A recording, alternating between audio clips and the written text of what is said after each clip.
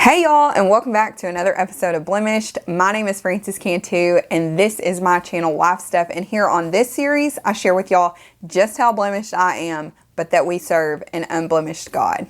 Alright y'all, it has been a hot minute since I have done a blemished episode, but I have shared with y'all in the past that I never ever wanted to do an episode that I didn't feel like God was leading my heart in, or that the Holy Spirit had prompted me to share. So I'm here now. Between my husband and the Holy Spirit, I'm here.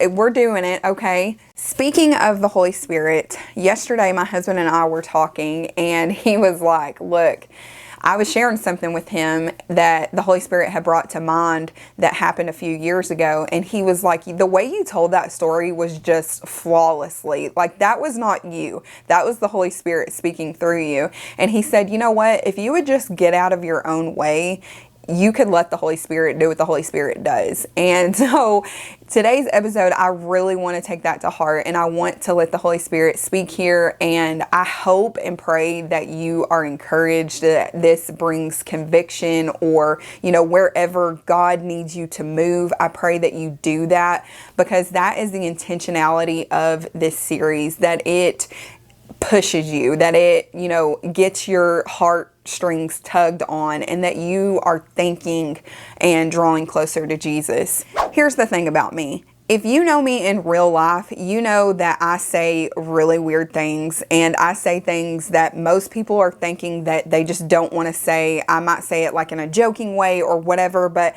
I usually just put my life out there on Front Street. I don't really have a filter when it comes to my life. I feel like even more so now, I'm just like, whatever, I've been redeemed. I don't need to hide and be in shame of the things that God has already said it is finished on. I don't need to be in shame over those things. And so at the end of the day, my testimony is not mine. It's God's life through me. And so I just want to share those things. But the thing of it is, like I said, I don't necessarily always have a filter. So when it comes to this subject that I'm going to be talking about today, which is sex, I was like, ooh, I was talking to my husband about it, and I'm like, I just don't know what to share necessarily, because I want to share everything and all the things that God has, shown me over the last few years. But at the same time, I can't share everything because it can be a little personal. But in the sense of this episode, I do, in this series, I do want to be raw and authentic with y'all. So, you know what? If you don't necessarily want to hear all the raw, down, deep stuff that I have to say, then maybe click off the video. Alright, so like I said, I am going to be sharing about sex. I am going to be sharing from my point of view how, God has redeemed my sexual life, things like that. So it might be all over the place, but I hope that you can grasp onto something that I have to say. The reason that I felt led to talk about this is there was two separate occasions where in the last couple of weeks, God has brought to the forefront sex. Not specifically me, but other people had brought this up to me and were asking me questions and stuff like that. And again, I just feel like it's important that if you have wisdom in something, that you share it with someone else, because you never know what somebody else is going through or who might need to hear what in order to move past a certain area or season in their life. And you want to be there to, be grace to that person. You want to be there to be edifying and, good to that person. These two women that I had spoke to had two separate scenarios going on, but there was one common denominator that I want to talk about. And that is sex holy? Like, are you too holy to have sex? I think that there was a point in my walk where I honestly didn't desire to have sex. I felt like my husband was, for lack of a better word, a pig for thinking that we needed to have sex all the time. But that is because I had a wrong view of what sex actually was. Sex is worship. Sex is good. Sex was given to us by God. It is a gift. It is something that we can use in order to connect. That is a form of intimacy that is unlike any other form of intimacy that you will ever get. outside of your relationship with Christ. You will never have that intimacy with your children. You will never have that intimacy with a friend. It will only come in that form. And that is because God designed it. God knows how sex works. He understands it. He created it. He knows what, the ins and outs of it. He meant it for our pleasure, to be enjoyable. We are to do all things, unto the joy of the Lord. And so sex is one of those things. We shouldn't feel shame in that. But I do understand how people do feel shame in that, because I did at one point. And so, like I said, I almost had this sense of I'm too holy to be having sex, like as if I shouldn't be doing it, or, whatever. I was just kind of in this mindset of, well, I would rather pray. I would rather eat. I would rather, do all of these things. I would rather sacrifice in this way or that way. But I don't think sex is the, thing. I had a wrong view of sex. If you know anything about my testimony, I've shared on here before, I struggled for a long time with pornography. And yes, women can struggle with pornography too. I struggled with that, and I had a wrong view of what sex was and what intimacy was. Sex and intimacy are not the same thing, which is a misconception, but they do go hand in hand. I believe that when you are in right intimacy with your spouse, that sex just becomes better. It just magnifies. But like I was saying, I had a wrong view of what sex was. I always kind of viewed sex as this lustful, just animal-like thing, or like it was this uncontrollable desire for someone else, and you just needed to release something, and it was just this distorted thing. And I also thought sex was a tool. It was a weapon that you used. It was something that you did in order to get someone. In the time frame when I began watching porn till the time frame of me actually having sex for the first time, which I was not married. I was 16 years old. I knew nothing about marriage. I knew nothing about sex. I knew nothing about intimacy, but I thought I did. And it's crazy how you think as a teenager, oh no, I know. And I remember telling my mom, no, I'm going to lose my virginity at 16. And I was so gung-ho on that because I just wanted to have sex. I wanted to get it over with. I didn't look at it as a gift. And now looking back, I'm like, wow, the things that I missed out on. I wish that my testimony was, nope, I waited till I got married and he's the only man that I've ever been with. But in hindsight, you don't see it all, for the bigger picture. But that is my testimony. I did have sex when I was 16. And like I said, it was a weapon. It was a tool that I used because I thought that meant that someone loved me. And yes, sex is a form of showing love, but it has to be in the parameters of God's plan. And God's plan is waiting till you are married, in the confines of marriage. And I never understood that. I didn't know that. And so it just put this distortion. And then the world is just throwing everything at you. I remember at like 16, 17, 18 reading Cosmo magazines and reading like different positions and all of this. And I thought that, sex meant you had to do all of these things and quote unquote be a freak. And I was just like, oh yeah. And you saw all these women getting these men, and that was the way they were getting them, by presenting this sexuality and all of these things. Well, that's not true at all. If someone loves you and is committed to you, one, they're willing to wait, and two, you desire just that person alone. Like I said, being a teenager, you think you know it all. Well, fast forward into marriage, and that was a huge struggle, a huge thing to leap over. And I had never first off, I had never had healthy communication in marriage. If you don't know, I was also previously married not only once, but twice. This is my third marriage, unfortunately, but fortunately, God has brought me through that. I brought that into marriage, that baggage into marriage, and it was very hard. So I didn't have healthy communication. So I didn't know even how to communicate, but much less communicate one of the most intimate things that you could ever do with somebody. So fast forward and I start listening to this podcast, and it just brings clarification unlike any other. And it was talking about communication, talking about sex, talking about what you like and what you don't like, and how that was God's plan for marriage, that, you know, sex is a good thing. God created it, and he has not yet to create anything that he hasn't deemed his stamp of goodness with. And so I just thought, wow, like it opened my eyes, and I truly saw God's heart, and, you know, it changed my perspective. And when you can change your perspective and you can start seeing that your husband isn't just this animal who just wants your body and he doesn't care anything about you, but that is, one, a form of worship, and two, that is, also his way of showing you that he loves you and that he cares for you, and a way for him to serve you. He's not only getting something out of it, but you are too. Y'all are, if you're competing, I heard once, you know, you should be in competition of outdoing each other in love.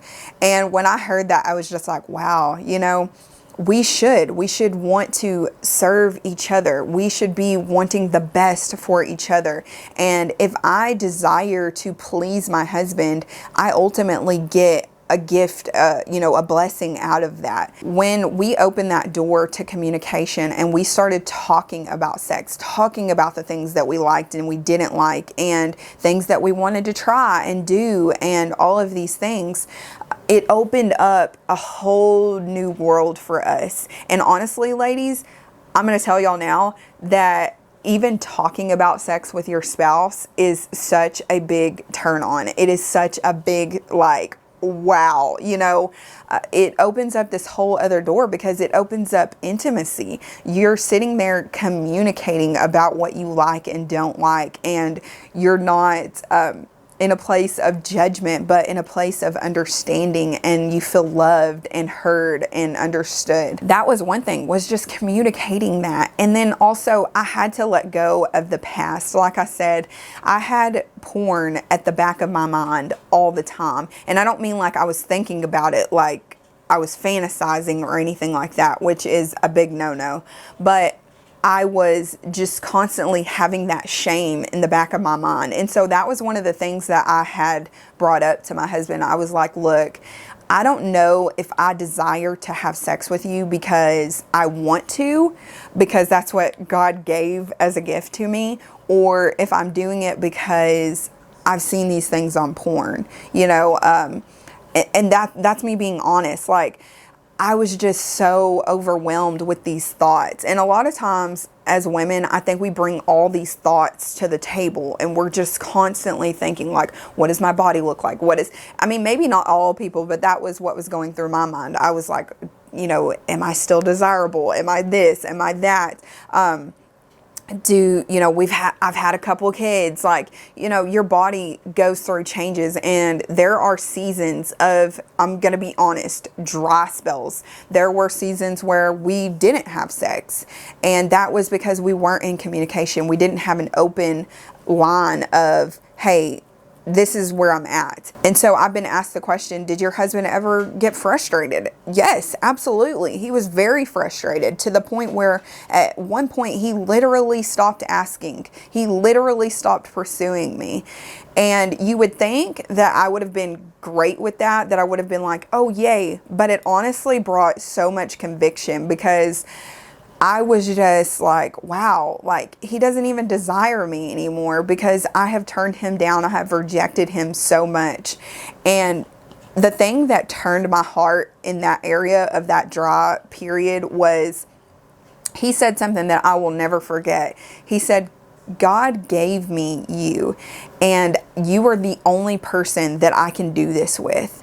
I can't do it with anyone else. I can't look at anyone else. I can't even do this by myself. This is the gift that God gave me, and I can't even express my love to you through this gift. When I tell y'all that something just shifted in my heart, and I just saw my husband clearly and plainly that he felt undesired. He felt unloved by me. And it just broke my heart that I made him feel that way, that I was withholding something that made him feel loved. And here I was, a Christian woman, and I wasn't giving him that love. But the thing of it is I was just so focused on me and my feelings and what I wanted, and that I didn't desire to have sex, so he shouldn't desire to have sex. And that couldn't have been, that couldn't even have been more opposite. Like, that isn't what we're called to do. We're not called to be self-seeking and self-righteous. We're called to serve one another and love one another.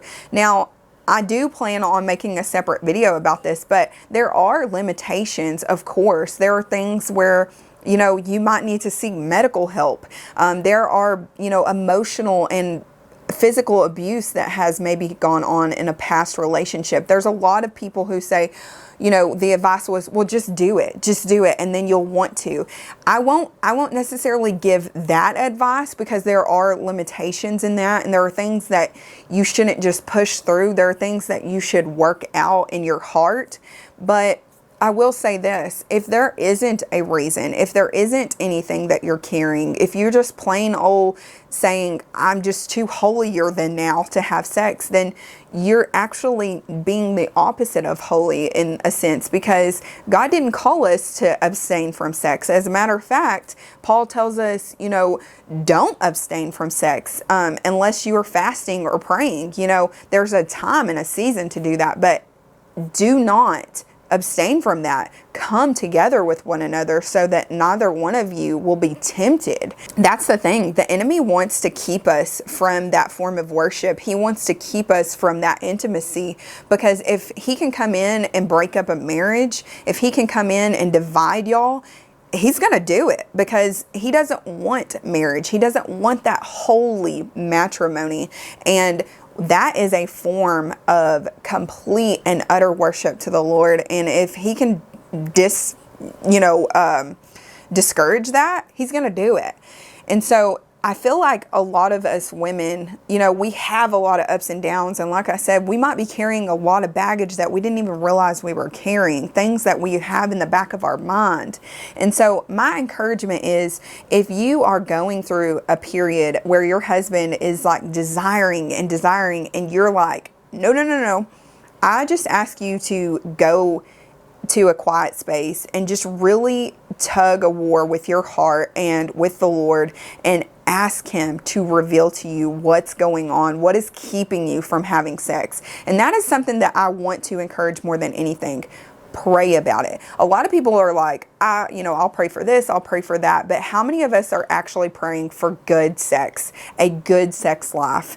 Like I said, sex is a good thing, and we should pray that God would connect us in that moment, in that time, that he would keep us from all distraction. There have been plenty of times that I have prayed before going and having sex with my husband that, hey, Lord, I'm not necessarily in the mood.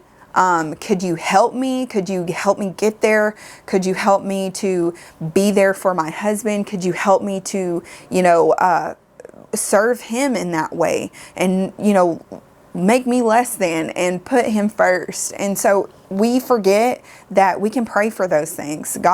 He's not surprised. He knows you're going to do it.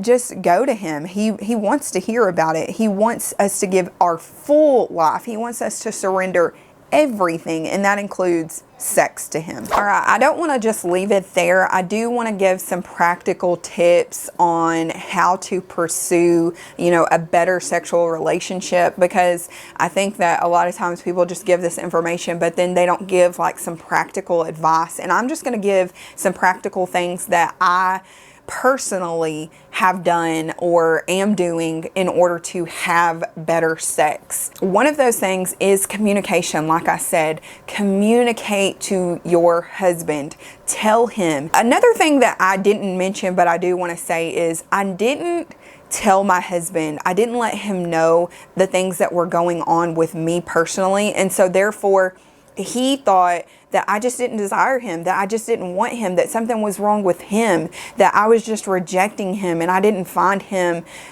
sexy, or, that he didn't turn me on. And that was not even it. I was just going through some things internally. And so maybe that is just something you start with. Hey, honey, look, I love you. I want to be with you sexually, but this, and this is what is going on. Maybe there's something that he could say that could let you know, like, hey, you don't have to feel like that. Or, I do find you attractive. I do find you beautiful. I'm not just this animal who just wants you for no reason. Let that be a conversation starter. Let that be the first part of your intimacy to move forward. This second thing I would say, previous that, I would say pray about that. Pray about it. Give it to God. Let God handle it. Let God convict you. Let God convict your husband, or, whatever the scenario may be. Let God bring you peace in that. And then the other things would be, do things that are intentional. Intentionally provoke sex. Intentionally provoke that intimacy with your spouse. Intentionally do things, going on dates, spending intentional time with one another. I don't mean like y'all physically leaving the house. It could be an in-home date. My husband and I have done that plenty of times. We literally redid our bedroom so that we could have a space that is ours. And here's something else, ladies, that I think that we forget, but if visually you look around and your space is cluttered and dirty, that is not somewhere you want to be having sex and having an intimate, beautiful moment in. So maybe clean up your space before you know that you're going to have sex. Or that day or the day before. So that goes right into my next point, which is this: schedule sex. Sometimes we have to schedule it. Sometimes we have to say, and I know that sounds really like, because the movies have portrayed it like it's just this spontaneous thing and it's just this wonderful, hot, heavy moment. But sometimes it's not. Sometimes sex is just, it is what it is, and it is just intimacy on a whole nother level. But it doesn't mean it's less than. It just means that sometimes you have to schedule it. Sometimes you have to say, you know what, it's been a busy week. We haven't connected this week. We haven't had sex this week. Let's have sex on Friday, And that also gets you ramped up. You're thinking about it. You're like engaging and thinking about it. You're preparing yourself, you're shaving your legs, you're getting all the things ready, and you are mentally preparing your mind to have sex with your husband. Also, maybe that is you feeling sexy, okay? I know that for me personally, when I have not felt my best, I definitely don't want my husband seeing me. So if I feel ugly, or if I feel down on myself, if I feel like I'm bloated and all of the things, or I'm not really in the mood for him to see me naked. Buy things that make you feel sexy. Buy some candles, buy, some perfume or whatever it is. Set the mood, set the tone for the bedroom. It seems really cliche, but it's true. Go and buy some lingerie if that's what makes you feel sexy.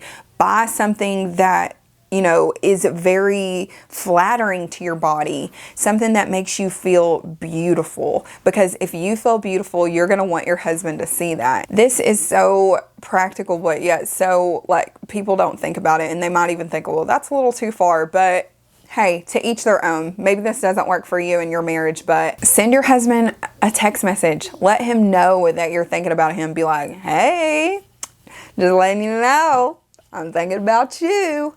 It's just like words go a long way. And sometimes a text to just let them know, or just send them a picture. I'm not saying that way. Calm down, people. I mean, if you do, that's between you and the Lord and whoever. But what I'm saying is, send them a picture of your face and just be like, hey, I'm thinking about you in that moment. Just prepare a dinner for y'all, you know, whatever it might be. Just get in the mood, get in that space, but most of all, have that communication, have that openness to be like, hey, this and this, I want this, I don't want this. Just don't forget, God is team sex. He created it. He knows how it best works. He wants it for your marriage. And not only that, he wants you to have great sex. All right, y'all, until next time, God bless y'all and go and be a light out there. Hey y'all, if you enjoyed today's video and don't want to miss out on content like this, then please click over here to subscribe to my channel. Or if you want to watch more videos like this, then you can click right here.